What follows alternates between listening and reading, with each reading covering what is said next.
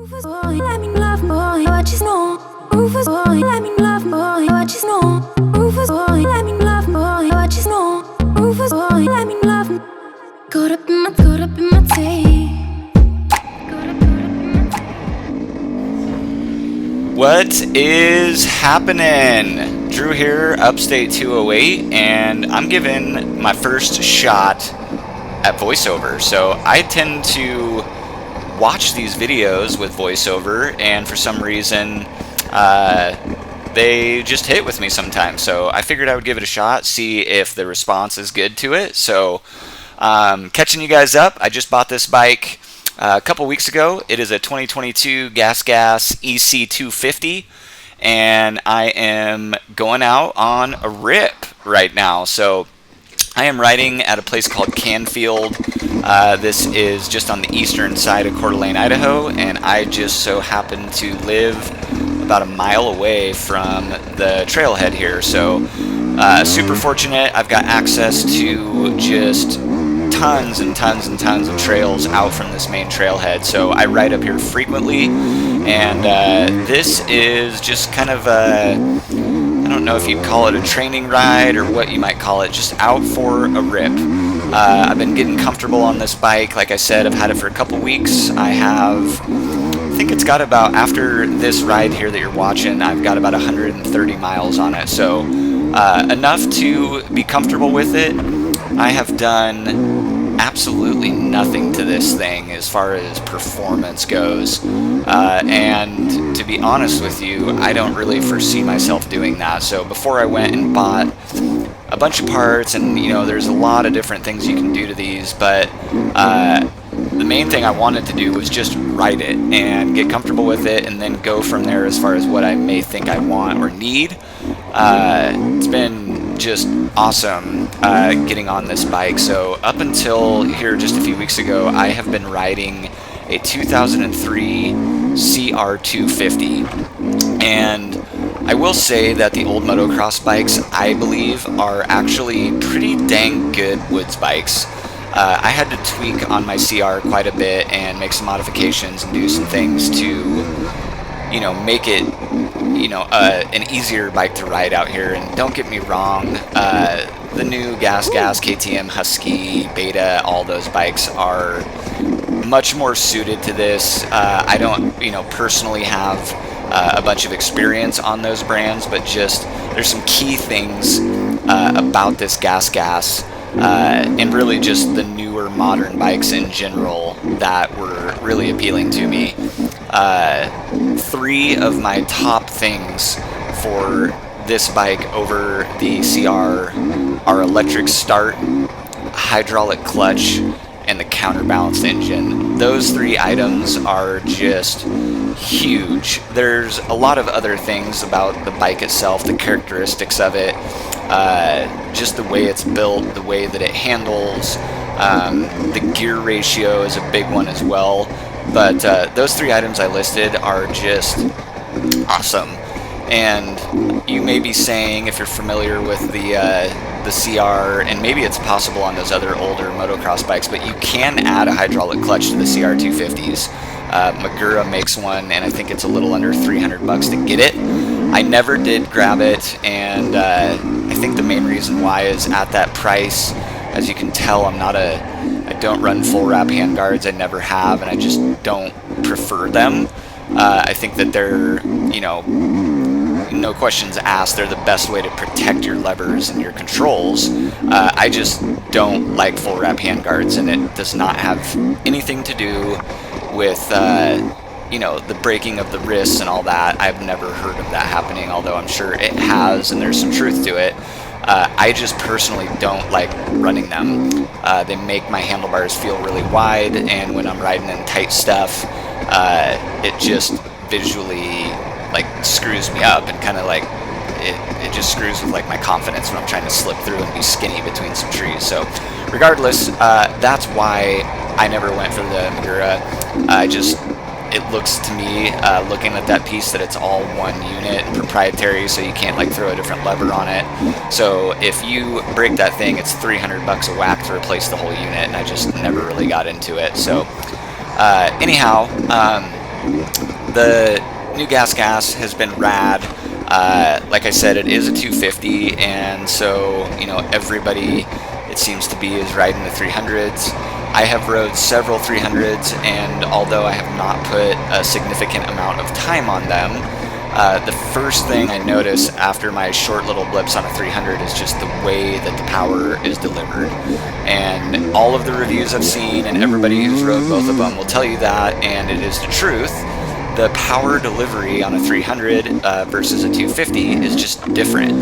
And coming off of an old CR250, that thing hits hard when you start getting up on the pipe. And I like that.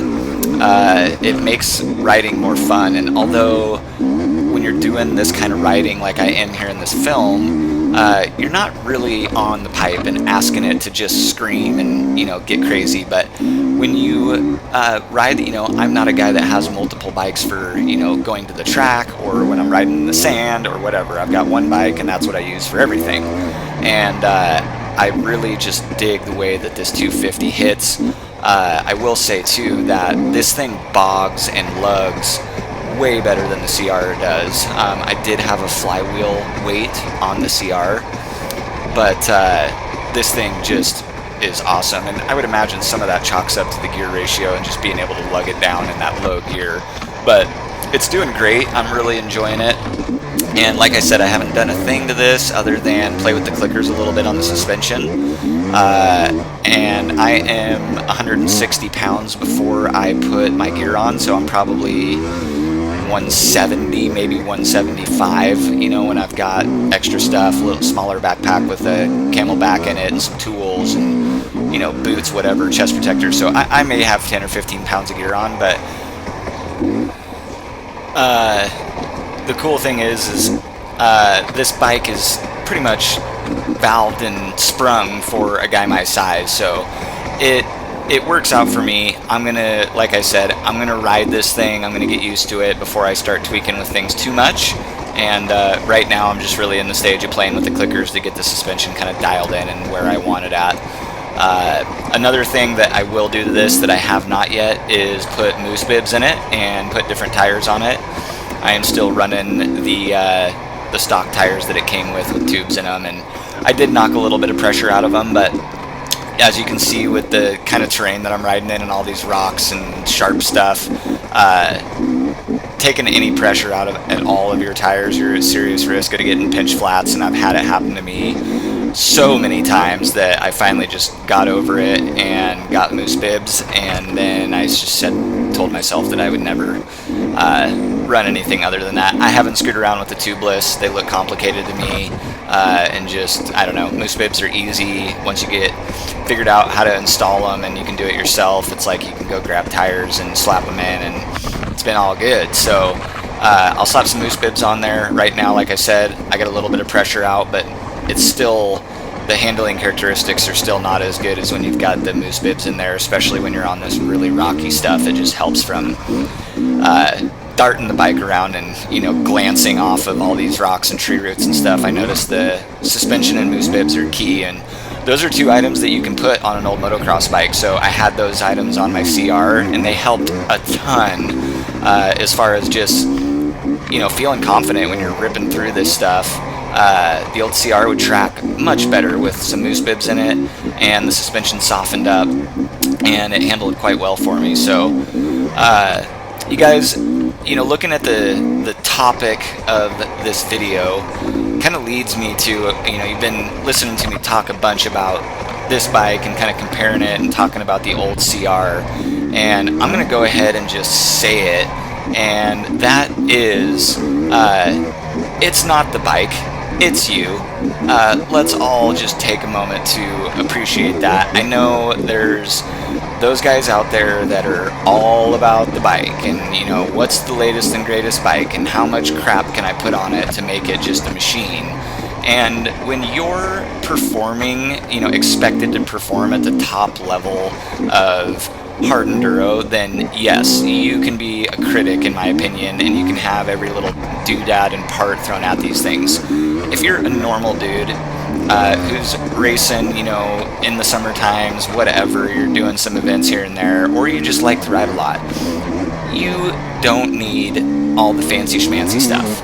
And, you know, I'm not saying don't buy it, it's a waste of money. I'm just really kind of geared towards the person that maybe doesn't have a huge budget, but really, you know, is hearing all the input and just looking at their options and like, well, man, I can't afford a $10,000 bike, and then to put, you know, another $2,000 worth of parts at it once I get my suspension done and skid plates and, you know, all this stuff that you want to put on it. So the reality of it is, I rode an old motocross bike for the last 6 or 7 years, and when I hopped on this new Gasgas and got used to it, you know, here over the last couple of weeks, I did not magically become way faster because I got this new fancy bike now.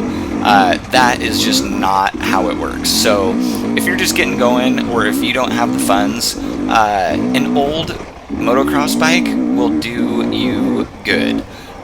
In fact, I believe that it's helped me because, yes, they are a little bit more difficult to ride. You know, the cabled clutch, it's a stiff pull on the CR, it's got an aluminum frame, it moves around, the handling characteristics aren't as good. The gear ratio is not there. While you can modify that with different sprockets and get it a lot better, you still can't quite get the gearing the same as you can on these wide ratio bikes. So all that said, the CR was a great bike and I loved having it. Still super easy to find parts for, it was cheap, and it served me very well. So I have done all sorts of races on that, and I moved up, you know, on my time on the CR, I moved through the B class where I won events and placed, you know, regularly in the, you know, top 10, top 5, whatever. I was able to hold my own and moved up and into the A class on that bike where I was able to do the same things, you know, keep it in the top 5, top 10 on that bike. So don't let anyone tell you need a brand new bike with all the fancy stuff. I think it's much more important to work on your skills, and you know, the only way I really know how to do that is just go practice. And that's what I do. Like I said, I live about a mile away from the trailhead that gets you out into all this riding that we're watching here, and I utilize that. I would ride a lot, and I still do ride a lot. I'm a big believer that spending a lot of time on the bike is how you get better and get more comfortable. And so regardless, don't be scared of an old motocross bike. You might have to tweak on it a little bit to get it to perform how you want, but you can certainly do it, and you can certainly be competitive on them. So yes, it's not the bike, it's you. Just practice, get good, and then when the time is right or money allows you to do it, go get yourself a new bike. So I will say, you know, after all that said, this bike does offer some nice things. After spending my time putting in my hard time on the old bike, I think where my biggest gains are going to be for my overall performance on this bike is just the amount of energy that I'm probably going to conserve. This bike requires less energy to ride at the same intensity as the CR, so I believe that I will be able to ride at a higher intensity level for a longer period of time. And that's probably been my biggest thing on the CR is, you know, I'm good for an hour and a half, maybe 2 hours, and then I just start getting tired. My left forearm's super pumped up, and my grip is tired from pulling on that stiff clutch, and I notice it in races or long rides where I have to start backing off of my intensity because I'm starting to get nervous about the handlebars getting ripped out of my hands and just not being able to hold on to it. So I do think that this bike is going to offer just being able to keep the intensity level up for a longer period of time and not be tired. Some of that obviously could be a direct result of my conditioning, which is pretty nil. I really do not like going to the gym. I live a very active life, and I'm constantly doing stuff and hiking around, and I ride a lot. So, there's always room for improvements. I am not a professional. I'm not getting paid, so I'm out here because I love to do it, and I'm competitive, so I want to compete with people that are on my same level and see how I stack up against them. So that's why I do this, and that's why I come out and do rides like this. I just enjoy challenging myself and pushing myself to see, how consistent can I be, how hard can I push it without having a bunch of costly mistakes where I'm wrecking and breaking stuff, or just taking the energy and the time to pick the bike back up. So that's always the goal for me, is to try and ride as hard as I can, but obviously keep myself from having wrecks and spills where I'm either getting hurt, or I'm breaking the bike, or I'm wasting a bunch of energy picking the bike back up off of one of these steep side hills and then trying to deal with getting it back to the trail. And we've all been there, and it's not a good way to burn up the energy that you do have. So anyhow, just getting caught up watching this thing right now. This trail's I love this little trail. It gets a little bit rough this time of year because everything's overgrown, and it's a little more fast and flowy in the spring when there's not so much overgrowth and you can actually see where you're going. But I typically take this trail because it's on the lower side of the main trail, and it seems like fewer people take this one, and so this is not a one-way trail, so it's definitely one that keeps you on your toes, just knowing that somebody could be coming the other way. So this was a weekday in the morning. I was able to sneak away and ride, and there was not very many people out at the trailhead, and as you can tell from watching, I've been moving for a while. I'm probably 10 to 15 miles away from the main trailhead, so mountain bikers and hikers and stuff like that typically don't come back this far. There are other multiple entry points, so there could be dirt bikes coming from a different spot on the trail, but try and keep that in mind. I don't go full tilt when I'm out here just for that reason, and I'm also riding by myself right now, so I do carry a InReach Garmin with me, and my cell phone works right here where I'm at, so I've got both of those with me. But I actually really enjoy riding by myself.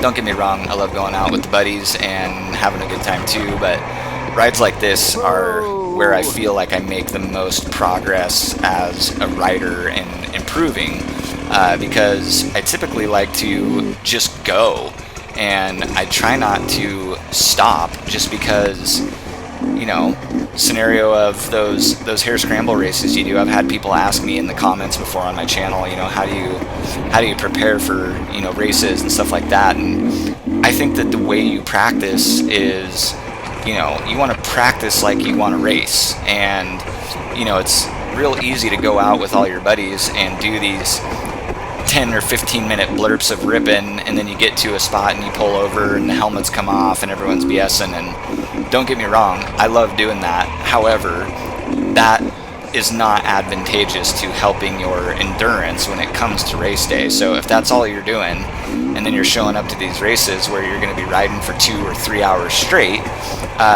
those little 10-15 minute blurps just don't help you out there. So I forgot about this. That sign says trail closed Monday through Friday. There's a logging operation going on back behind it, so I forgot about this. This is the main way to get where I want to go. You can skirt around all this on the road and reconnect to it, which I was like, well, I think I'll do that. I'll just go down on the road.